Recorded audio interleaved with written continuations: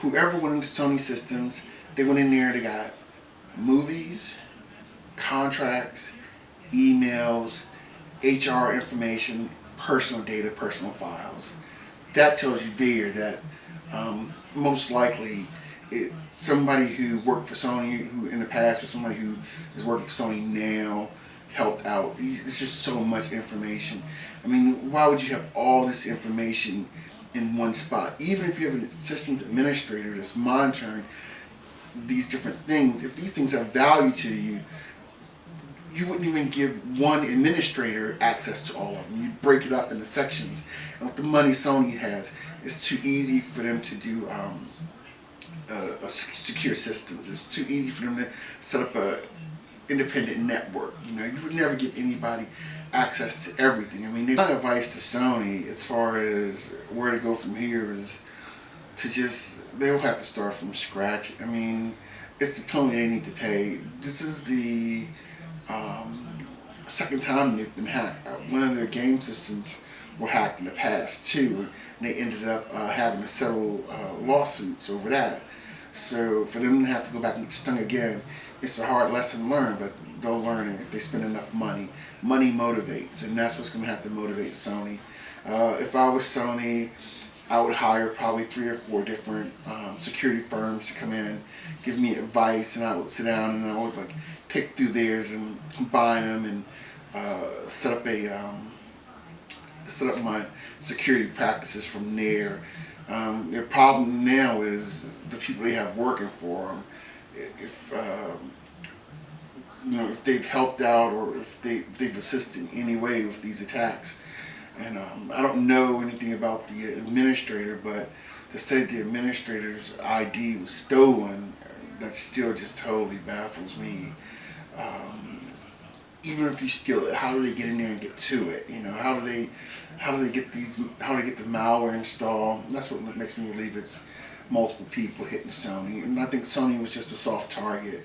And I'll be honest with you, I think what happened was somebody who worked for Sony or some people who worked for Sony in the past noticed holes or created holes when they were designing their systems, and they put that information out there for other people to use, and they market it. With proxy servers and things like that now, it's almost impossible to see figure out who attacked your systems. There are ways they can do it, but I'm not going to give them that much information. They need to pay for that. I'm giving up basic information. I'm not going to give them, somebody's never done anything for me, but they need to, the advice I will give them is they need to learn how to profile the attackers, and they have the federal government working with them. I work for the federal government, and my job was to evaluate systems and look for holes in secure systems. And I'll be honest with you, as a contractor working for the federal government, I lost a lot of respect for the way they did business, and I mean, I understand how it happens. Just a little side thing here, federal government, in order to drive down the cost of doing business with Americans, they brought in a ton of H-1B visas from all around the world. These people, they couldn't do in-depth security checks on them. So if you're an American citizen, they have access to everything, your credit reports, your criminal backgrounds, your driving record, everything. But you come from another country, then, maybe some of them have gone to school over here. A lot of the H-1B visas have to have bachelors, but that's their whole spectrum they can go from. They can't really trust the information they get from other countries. But the background checks that they did at this federal agency was just during the time they spent here in the U.S. So U.S. citizens were at a huge disadvantage. And then I knew people who had criminal background. They would admit it. They'll tell you about their criminal background records, their drug history, and things like that. So I think the federal government probably has more holes in their systems. So you have somebody from China or Vietnam. I'm not knocking these countries. I think they're all nice people. But it's so easy for them to come in here, actually work with the federal government on these systems, and then go back home. They were designing the systems, testing the systems, they were documenting the systems, and these are all H-1B visas and American citizens. So especially during the Y2K rebuild, they brought in tons of people to help rebuild systems for the federal government and some corporations. because they were afraid of the Y2K crash. Let me think. We'll talk about the attackers for a minute. I mentioned earlier that the malware was installed. I think it was the FBI. It was reported the FBI went in there and found the IP addresses that went back to gave them evidence that it went back to North Korea. I find that difficult to believe that they, with such certainty, unless they know something else, they have another way of profiling, or they're observing North Koreans, or there's something else to it that they know they're not telling us. Either the federal government has something to do with this malware, or they have some other information out there. But as far as the federal government, they use the same type of systems that other companies use when it comes to profiling systems. They have a, I read an article a few weeks back, there's a drone now that came out that's supposed to be unhackable. The reason the federal government needs to come out with this unhackable drone, which I find very difficult to believe. Excuse me.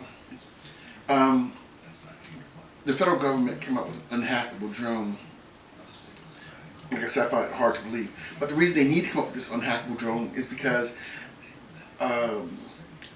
they lost over in the Middle East somewhere. The terrorists they were fighting bought a $26 software off the shelf and started hacking into some of the federal government's drones. So now they have an unhackable drone. When they say they have an unhackable drone, I think that's just a honeypot. They want people to try and hack in to see where it's coming from and how it's done. They said they hired a bunch of hackers to go in. They couldn't hack it. But if you're a hacker and the federal government asks you to come in and hack their systems, if you know and you see a hole in it, there's more money in it for you to just keep your mouth shut and hack it later and help them figure out their problem, instead of saying, you know, here's your system, this is where your flaws are. And the developers can go out there. If a developer designs a system, it's impossible for them to say that, you know, it's unhackable, because there are always bugs. I mean, any developer knows there are bugs in their system. That's why you have to like use them. You have them tested over and over again.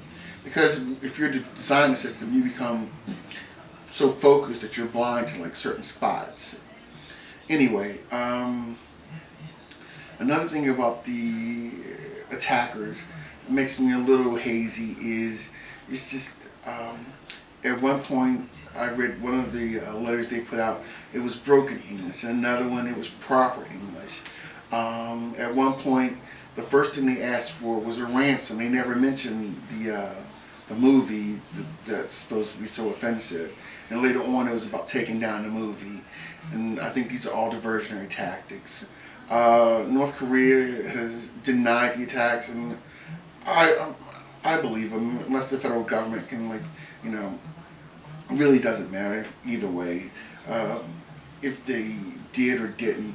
But their system is so, they talk about North Korea has these super smart people out here designing hacks for systems, but they're cut off from the rest of the world. I mean, I just don't see how easy it is for them to come over here and go to LA, you know, as a North Korean, and you know they have to like set up something with other countries, and I mean even just pass some money around. It's just so complicated. I don't see how it can be done, but you know.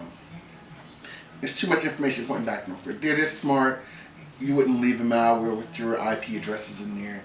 I just don't, I'm not buying it at all. A lot of people want to know when President Obama says he will respond appropriately, what they can do, what they will do. There's a lot of things they can do. Obama's when he speaks here in America, there's a lot of, it has to be proven to Americans, you know, there's a lot of doubt whenever he says anything, but, you know, the Russians doubted him. Now their economy is in a free fall, you know, Republicans doubted him, but, you know, now there's health care out there, you know, and if he says he's going to do something, I give this man points, he does it. So, If Obama says he's going to respond appropriately, if I was North Korea, I'd jump up too and say, "Hey, I didn't do it. If I didn't do it, because I'd be very nervous." But what can he do? Finances. He can corrupt their finances. Communications. They still need to be able to communicate. I hear they have a basic web system. Their internet went down for a few hours, I think like 9 hours or something like that. I think that's a pretty basic hit. But I hear they only have like a 1,000 internet accounts and something. They have to go through the Russians to actually. I'm not sorry, not the Russians. They have to go through the. Get my communists mixed up. They have to go through the Chinese to actually get access to the internet. So I just don't. Anyway, finances. They can hit their defenses. They can do communication systems. They can do utilities. So there's a